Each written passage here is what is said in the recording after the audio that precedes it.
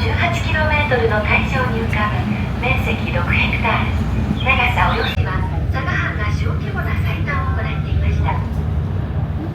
明治23年1890年に高島と同じく岩崎弥太郎が移ると製鉄用の良質な石炭を産出し、海底に炭鉱を持つ羽島は日本の作業場とし、岩場に住居を作って他に類のないからご覧いただけます景色は自由にお撮りいただいて結構です。船内掲示物に海外からお越しのお客様もご乗船されておりますので、本日の船内放送は日本語のほか Hello everyone, welcome to Nagasaki and welcome the number 3 dry dock on the surface of the sea on your right. It's also a component of the World Cultural Heritage Site. It's 120 years old, but it's 看板を追われた船、海上自衛隊の護衛艦です。テレビでご覧いただきます護衛艦に比べて凹凸が少ないボルモをした船になります。建造中の船です。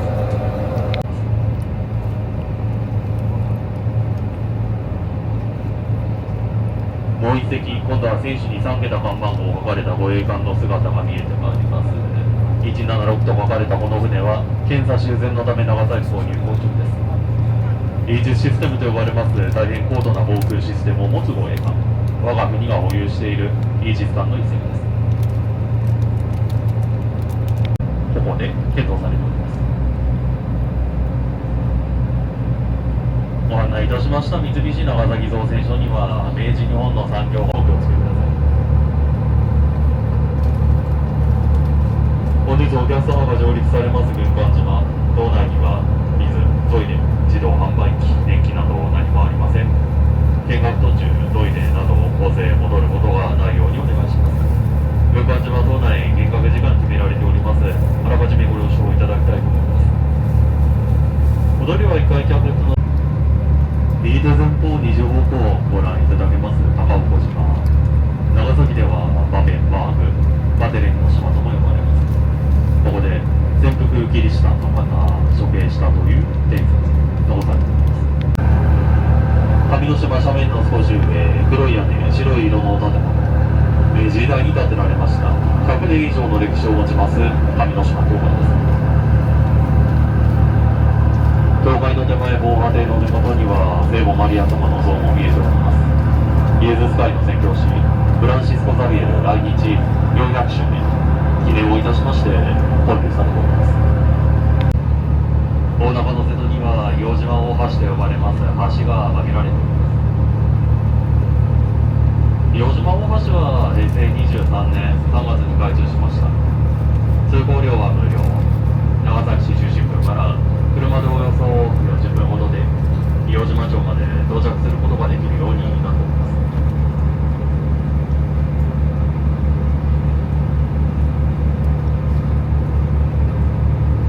18世紀江戸時代にまで遡ることができます。今から300年以上前、当時この島姿ご覧いただけるようになっております。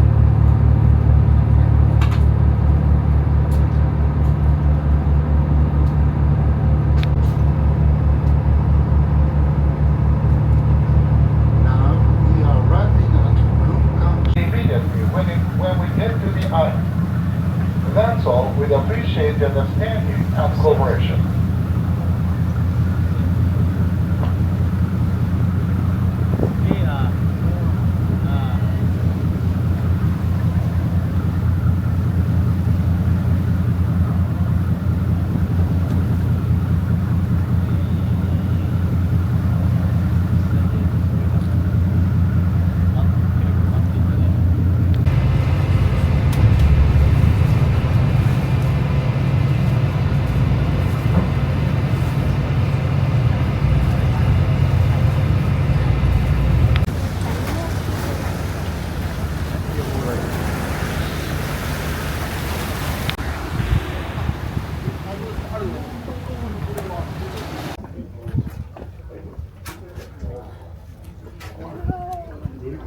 軍艦島 I'm Nagafuchi Hakaru. Your English will keep hydrated. Okay, as you are able to land on the island お today, 願いします。それぞれですね、広場ごとガイドさんからのご案内ありますので、案内をですね、最初から光る広場に移動してください。軍艦島の丸い石、青色の丸い石をですね、この広場の中から見学ご案内をスタートいたします。それではお願いします。それではお願いします。こんにちは。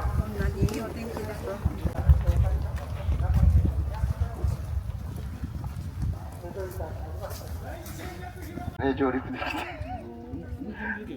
4号がまっすぐ来てたら上陸できてね。で今日軍島で来られてますけど、ここだけです、補修が進んでるのは。赤いレンガの塀の後ろも支えが玉島か分からなくなるんです。だからここだけ補修が進んでます。実はですね、この赤い明治23年に三菱が買い取ります。10万円なんです。今だと大きい石炭の層が見つかるんです。そこからもう一回反映していきます。で、結局昭和49年まで1570万トンの石炭を掘ってるんですけど、もうほとんど次の世界遺産の八幡製鉄所の原料炭になります。斜めなんで、これをずっと追っかけていくんです。最終的にですね、あと2500メートル今度、南西の方向に人車と呼ばれるトロッコに乗っていきます。で、来るという形になります。600たす400ですから1000メートルですよね。気温が30度以上、湿度が 95% です。落盤の危険性がある、爆発の危険性は足りなくなります。次ですね、長崎本島から水船で運んでくるんです。それでも足りなくなるし、台風なんかの時船が来ないんです。で、最終的にですね、昭和32年にします。で、あそこに溜めて水が必要なところに給水してたんです。で、横に灯台があります。あれもですね、実はここは24時間、赤土と総石灰と、あと海藻をここは少し混ぜてるみたいです。実はですね、江戸時代の初めから長崎には伝わってました。中国から来た技術です。これがですね、一番水で強いんです。だからデジバの石垣。向き合う際は右側通行でお願いいたします。カチカチ。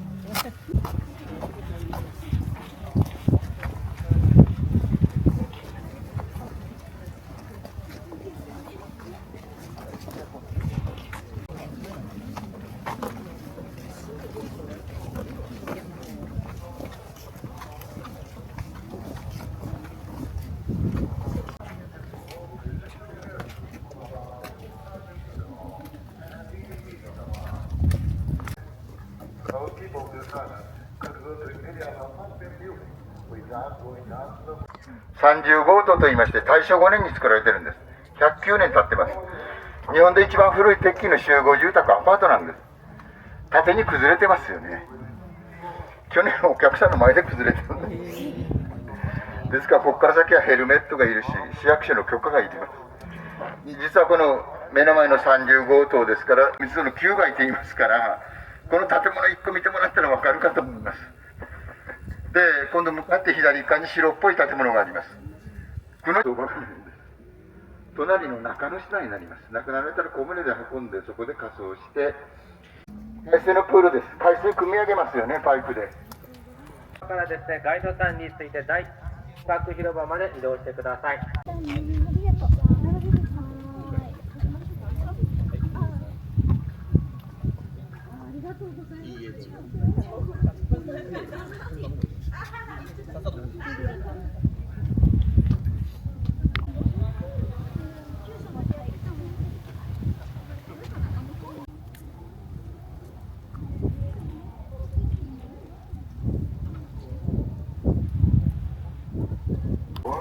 86 degrees Fahrenheit and 95% humidity. It's like a sauna. The coal mining was operated 24 hours a day in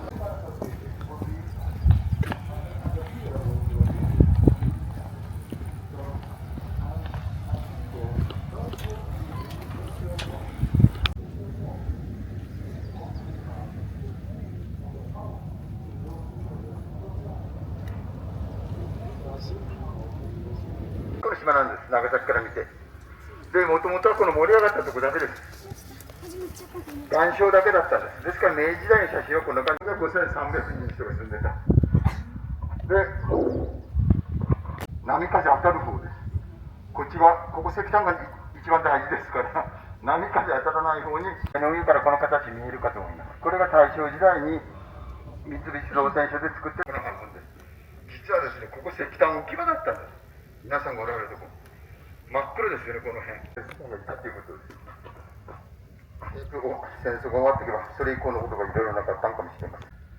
あれがですね、三菱の幹部社員の方のアパートなんです。お風呂もトイレもついてます。で、部屋も3つあります。で、屋上に上がったら、ずっと今度下ってもらったら、黒っぽい建物があると思います。あれが15号棟と言いまして、この島で一番大きい建物です。皆さんが見られてるのここだけです。あれと同じ大きさの建物が2つつながってます。300世帯。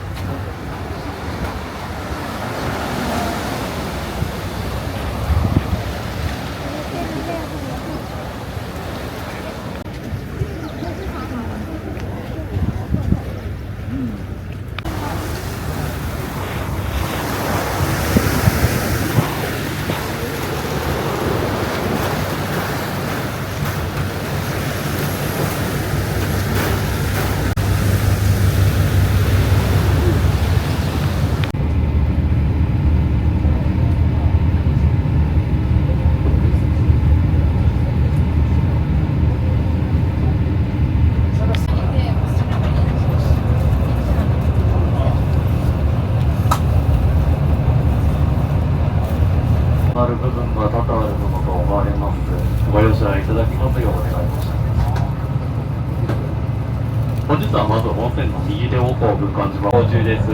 西側の海からご覧いただけるようになります軍艦島の島姿が名前の由来になりました。大正時代旧日本海軍の戦艦土佐の形に似た島姿と言われております。ちょうど本線の右手方向、現在ご覧いただけます軍艦島の島姿全体像が名前の由来になった大正時代旧日本海軍の戦艦土佐の形に似た島姿と言われております。よろしければ右手側お座りになられておられますお客様、こちらで記念撮影いかがでしょうか。はじめにご案内いたしましたように右回り終わりましたと配当します。現在左手側におられますお客様も同じ島姿見えるようになりますのでご安心。見えている建物のほとんどは当時島に暮らしていた方々の居住区社宅アパートです。アパート同士渡り廊下でつながっております。島中アパートの中だけで移動ができるような工夫が行われておりました。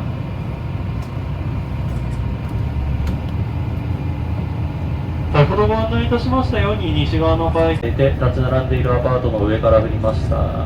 アパートが立ち並んでいる西側のことを当時の住民の方々は潮売り口と呼んでおります。なお一部アパートの屋上には屋上菜園も作られていたそうです。稲野菜の栽培も行われておりました。アパートとアパートの間木造の建築物壊れた跡も見えてまいります。当時ここにお寺が建てられておりました。善福寺と呼ばれます禅宗のお寺です。座禅の禅宗でございますが、島には1軒しかお寺はありません。住職さんどんな支配にもかかわらず工事は請け負ってくれていたそうです。このためいつの頃からかこの島の税収はどんな宗派でも受け入れてくれる全ての宗派を兼ねているということで全部の全と書きまして全宗と呼ばれるようになっていま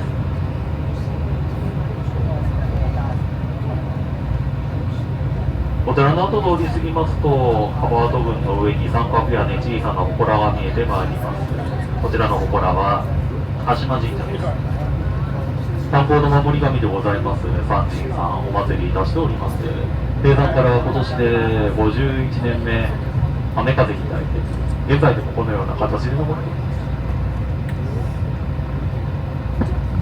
す。Just on your left.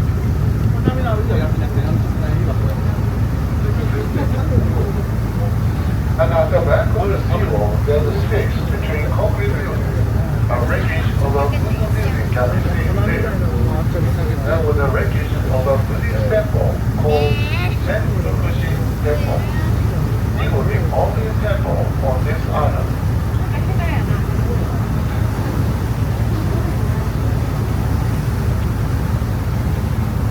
To the right of the wreckage of the Buddhist temple, there's a number 31 apartment building. This building is closed in L shape to protect the inside of the island. Building just on your left.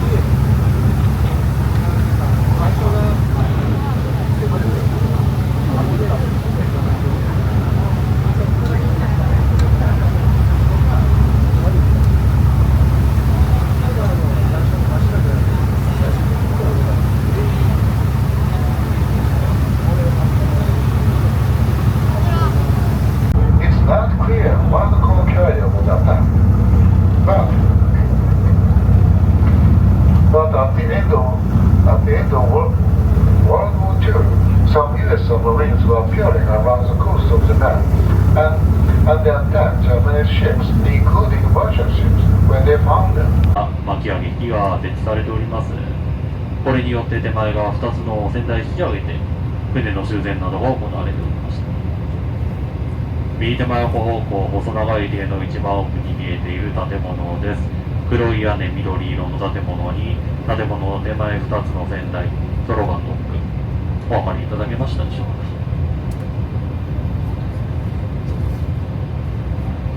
過ぎましたので今度は本線から長崎の街並みご覧いただけますでしょうか。傾斜いたしましたところたくさんの家々建てられているのをご覧になられまして驚かれる方もいらっしゃると思います。長崎はすり鉢状の形をいたしました地形にやけどは日立違った夜景をご覧いただくことができます。浦和駅から歩いて10分程度機会がございましたら鍋冠山山頂展望台から夜景ご覧になられてみてはいかがでしょうか。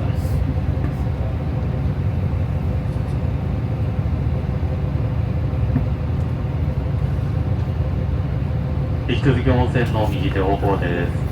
海岸線立ち並んでおります北条郡を通り過ぎますと緑の小高い丘南山でお客様もご存知のものと思われますグラバー園ご覧いただきます。幕末長崎を舞台として活躍なさいました外国人商人の邸宅保存されておりますグラバー園。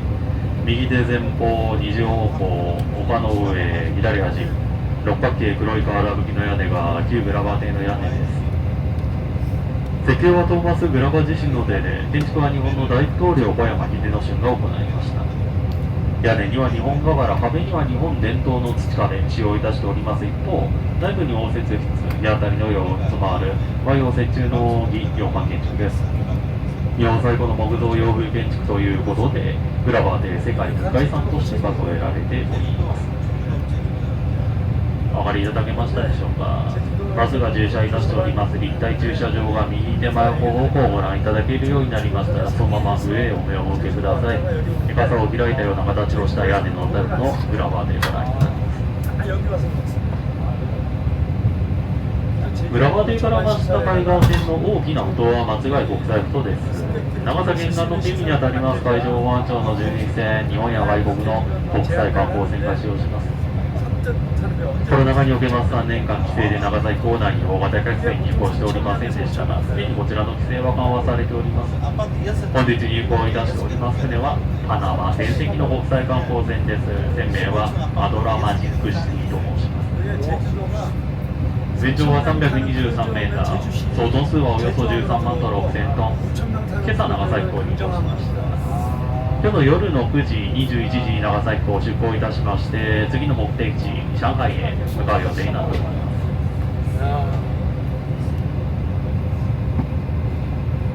す。国際観光船通り過ぎますと赤い三角屋根、洋風の建物が立ち並んでいる仕組みでもあります。東山鉄道、幕末から明治にかけアメリカ、ポルトガルなどの領事館立ち並び、別名領事館の丘と呼ばれておりました。現在ではミッション系の女子大学、加水学院の校舎建てられ、文教地区として利用されております。観光スポットの一つでありますオランダ坂は、加水学院の通学路として利用されております。石畳の坂、登り詰めますと、加水学院の線です。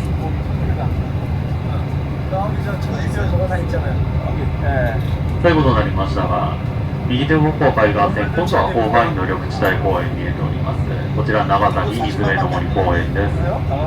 敷地内には運河や長崎県立美術館が建てられております。市内中心部の緑地帯ということで、長崎市民の憩いの見物として、こちら水辺の森公園にも国際観光船が停泊いたしております。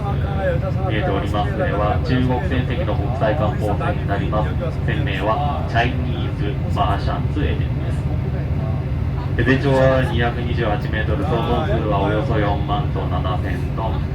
この後5時、17時に長崎港出港いたしまして、次の目的地、別府へ向かう予定になっています。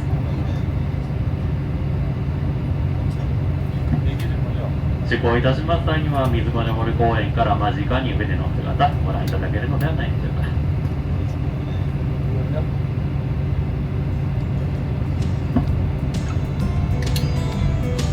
進行方向長崎港ターミナル、徐々に近づいてまいりましたが、軍艦島乗り越し遊クルーズいかがでございましたでしょうか。大変拙い案内ではございますが、以上をもちまして、山高いマルデージョからのご案内は全て終了とさせていただきたいと思います。本日のご乗船誠にありがとうございました。